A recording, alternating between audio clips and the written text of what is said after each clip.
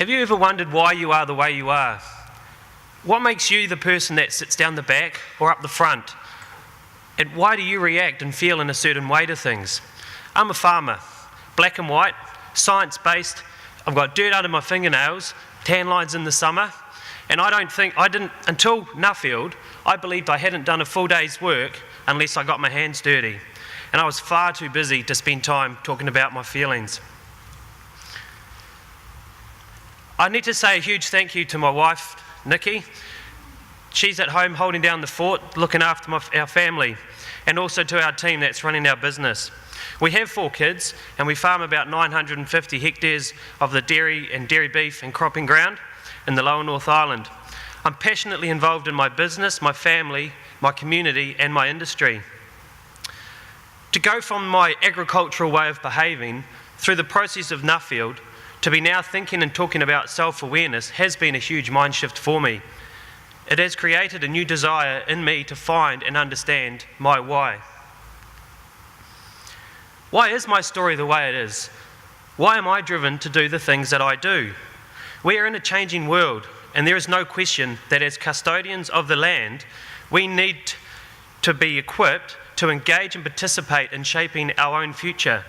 We need to lead, or else someone else will decide for us. We need our farmers to engage with their families, with their businesses, their community and their sector to get involved to achieve this. But how do we engage the disengaged? And how does this relate to my Nuffield topic? I believe a farmer's desire, and I mean desire, not ability, a desire to participate in leadership is being constrained by their lack of understanding about themselves, who they really are, and is this affecting the performance of themselves and their business, and therefore the wider perception of their industry and the performance as well. So my research question is about how can self-awareness and self-reflection ignite a motivation for a farmer to engage in leadership to create positive change. I just want to go over a couple of definitions before I go much further. Self-awareness, understanding who I am and why I am who I am. Self-reflection is about reflecting back on the actions and reactions that I've had to situations in the past, understanding why I do react in that way, and then consciously making a change to not react that way in the next time. And then also ignite. So ignite is about that light bulb, that why is today the day I've chosen to do this or to do that. So I also included leadership. So what is leadership? I believe we need to change the definition of leadership. Originally, we've transitioned from boss to leader, as this picture shows, but I think we need to go to the next step. So many people see the leader as the person sitting up the front, over the top boys, let's get something done. And the person who sits down the back quite often doesn't feel like themselves as a leader.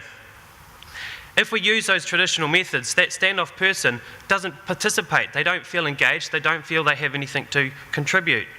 And then on the other side, quite often the wrong person puts their hand up and steps into leadership positions when we all know they shouldn't be doing it. I believe there shouldn't be any differentiation in leadership between the secretary of the local footy club and the Prime Minister of the country. Both are jobs that need doing, they're both contributing to the greater good, and they are relevant to the person that is filling that position.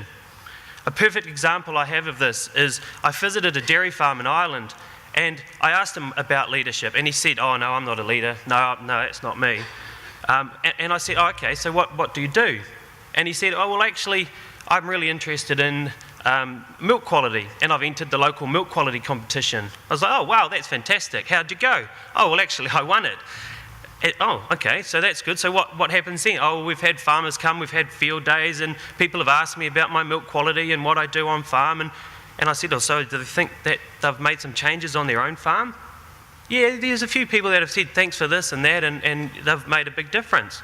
And I said, so what you're telling me is that you've done something that's a bit different, people have asked you about it, and they've gone home and made changes themselves. Is that not leadership? And he sat there for a minute, and he said, "Well, I suppose it is." So this quiet, sort of non-assuming guy went in one conversation from thinking he had no leadership skills and nothing to contribute, to actually realising that he had quite a big impact in the area that he was most passionate about and had the most skill in. So how can self-awareness and self-reflection encourage leadership? I want to break the rest of my findings into 3 sections: the past, the present, and the future. My main focus will be on the past because I think this is the area that has the greatest impact on a person. From my results of the past, I've found 4 common themes between high-performing individuals, and these are people that I've met and interviewed from all around the world, and the similarities between them in the interviews were just astounding. Values. Every one of the people that I met that had done something a bit different or had been successful in their own mind had a very strong set of core values. These people had it instilled on them from their family, from their church, from their community, from those that were important in their lives. And those values were what they fell back to all the time. An emotional connection. So an emotional connection is, I feel it's not just a job to me. This thing is so important that it's actually part of who I am. And it was very, very interesting that pretty much every person I met had a story between when they were the ages of 5 and 12 when they knew that this was what they were most passionate about in their lives. And they could very clearly articulate the story. And the perfect example I have of that is Colin. So Colin Hudon, he's a cropping farmer up in Canada. And he said to me that he remembers the day that, he remembers the place in his cattle shed when he was with his father, when he was 5 years old, feeding cattle, when he said, this is what I want to do, this is who I am. And his father probably didn't have an idea that happened. His father was probably thinking, hey, I've got the boy with me and I'm running late and I've got to do these things.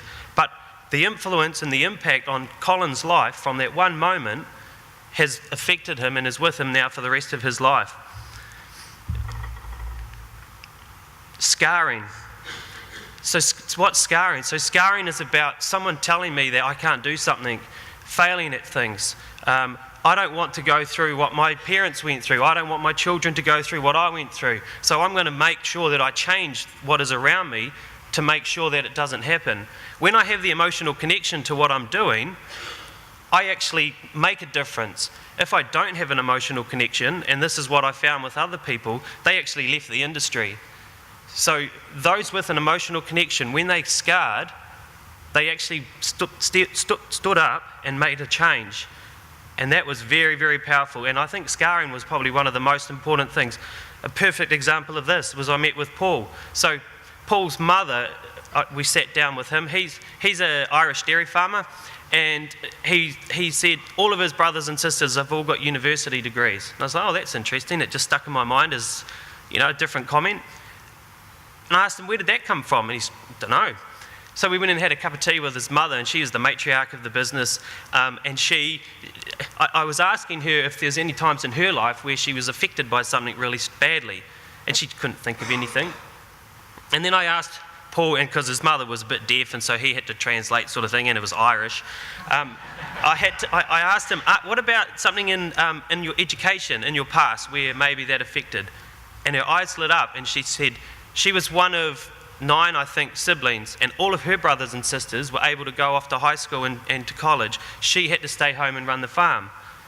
And so that impact that had on her meant that she made sure her children all got degrees. And that has been passed on to Paul's children because that's what they're going to do as well. And so that prejudice that was created 2 generations ago is so powerful that it is actually affecting the whole way that family is operating moving forward. And those prejudices can also happen for the negative as well. So we have to be very careful because scarring is very powerful. The shoulder tap. Now this is not the old boys network, okay? It is more about how someone sees something in you that you don't see in yourself. So the only person probably that you are more likely to want to impress other than yourself is somebody else who has actually taken the time and put in the effort to say, actually, I believe in you. And so many times that shoulder tap is what it takes to get somebody to step up and be counted. So that's sort of how the past is. And the power of the past is so strong. So many of us have fears, regrets, prejudices from our past that influence how we act. And I'm sure all of you out there can reflect back on some of your past experiences and work out how they've affected how you are behaving now. Understanding them allows us to go a long way towards leveraging off them rather than letting them hold us back. Only when my past is understood am I genuinely ready to begin to learn about who I am today, how I relate to others, what my personality type is, and therefore what my leadership capability is, and how it can be best utilised. This is where we come to the present. So the light bulb moment, everyone knows what a light bulb moment is. I was trying to work out what it happened, how it happened, and I've sort of found out from my talkings and that it is the connection between when your past actions intersects with your present activity. And I actually had a light bulb moment while we were sitting at the table with the Rabobank speaker about something that's been not sort of quite clear in my mind just today. And I think that the more self-aware you become, the more often you start having light bulb moments, which makes you actually sit up and say, hey, this is actually what I need to do. That aha moment. Strengths and weaknesses. Now this was interesting. I asked a lot of people, are you better to leverage off your strengths or fix your weaknesses? The younger people said, I must fix my weaknesses. The older the person got, the more they said, I need to leverage off my strengths. The best answer that I came up with out of everyone's was that it's important for me to understand my weaknesses and have a plan to deal with them so that I can then focus on leveraging off my strengths. Perfect example of this was Don Cameron. He's a cropping farmer in California, 25 different crops on 5,000 acres or hectares, massive operation. He's created an internship and he has a guy, Patrick, and so I had these conversations with those two guys, and it was fascinating how the two worked so well together that the strengths, the understanding they had and each individual skills that they could bring to the operation meant that a great symbiotic relationship was formed and they were better for it. The other question that I asked a lot of people was, I actually physically asked them to tell me what their weaknesses were, and I physically asked them to tell me what their strengths were. Now who could tell me, who out there could rattle off their weaknesses like that? Because pretty much everyone can just knock out their weaknesses. Who can tell me their strengths? Not so good. And why is that? I think it's because people's strengths come so naturally to them that they don't actually recognise them themselves. It's like buttering toast. You just do it. It's just life. And you always look across the fence to see the bad things. The bad things you see in yourself are always reflected in the people that you look at because you see them doing those things well. And if we spend our time focusing on that, we end up in a negative way. If we spend our time focusing on what we actually are good at, that gives us that confidence to step up and actually want to be involved. It's funny, actually, ironically, the more self-aware you become, the more you realise you're not self-aware. Personal development, not taken as seriously by farmers as it should be. There's well-defined pathways in the corporate world, but there's not really in ag world. Effective communication. We all know the wording, don't treat others how you would expect to be treated. We all know that one. It's wrong. We need to treat others how they expect to be treated. And how do I know how you want to be treated? Unless I understand who you are. How can I understand you if I don't understand myself? So we can't actually get effective communication until we understand ourselves and how we communicate to then understand how somebody else can communicate. So the future. So as the sun goes down, so too will begin a new day. So now we know a little bit about leadership. We know how our past can influence our present and how our understanding can ignite this desire for us to get involved. But how do we really know where we should put our energy? Where do we get involved? How do I know what I'm doing is right for me? Should I be helping at the local footy club or should I be going for Prime Minister? By creating a vision or a picture of success for me, the answer just comes automatically. My vision needs to be real and specific to me, and yours has to be to you. It has to be created with an understanding and an awareness that you are who you are for a reason, and that by leveraging off those experiences, strengths and weaknesses that you have that are special to you, you create that light bulb moment, your moment of clarity, which is why tells you which is what you should be doing. Your vision is a picture of success created by you and achieved by setting goals with regular reflection. It creates purpose, motivation, direction, and the rest is history. So conclusions and recommendations. Our ag sector has faced and will continue to face challenges. For it to be resilient and prosperous, it is not the challenges we face that define us, but how we choose to face them. The capability of our people will determine that success.